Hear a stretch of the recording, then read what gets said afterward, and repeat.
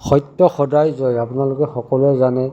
আজি মই আলোচনা কৰিব বিচাৰিছোঁ যে NIS প্ৰাৰ্থীসকলে চলে বলে কৌশলে কোনো কাগজ পত্ৰ নোহোৱাকৈ ৫,৫৫০টা LPPG নিযুক্তি প্ৰক্ৰিয়াত অন্তৰ্ভুক্ত হোৱাৰ যি পৰিকল্পনা ৰচনা কৰিছে, সময়ে সময়ে এই পৰিকল্পনাবোৰ যে শেষ হ'ব গৈ আছে।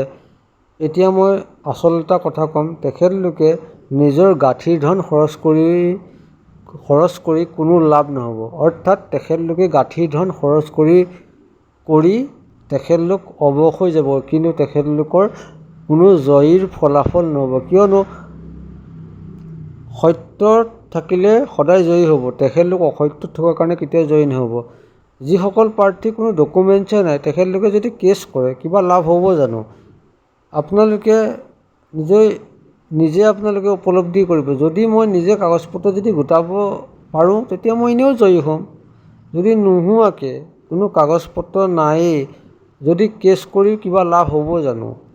কিন্তু প্ৰকৃত NIS সকলকো আপোনালোকে বঞ্চিত কৰিছে, ৰেগুলাৰ সকলকো বঞ্চিত কৰিছে বা অন্যান্য সকলকো বঞ্চিত কৰিছে। এই বঞ্চিত প্ৰক্ৰিয়াত কিন্তু শেষত আপোনালোকেহে হাৰিব। কিয়নো আপোনালোকে গাঁঠিৰ ধন খৰচ কৰি উকিলক পইচা দি আপোনালোকে শেষত একো লাভ নহ'ব।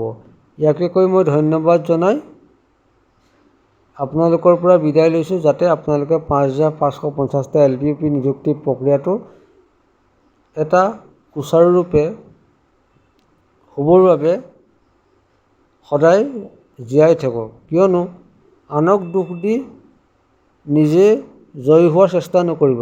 সদায় কিবা এটা কৰিবলৈ যোৱাৰ আগতে নিজৰ সত্যৰ পথত থকা কাগজ পত্ৰবোৰ গোটাই ল'ব, তেতিয়াহে আপোনালোক জয়ী হ'ব। যদি সত্যৰ পথৰ কাগজ পত্ৰবোৰ নাথাকে, অসত্য পথত আপোনালোক কেতিয়াও জয়ী হ'ব নোৱাৰে।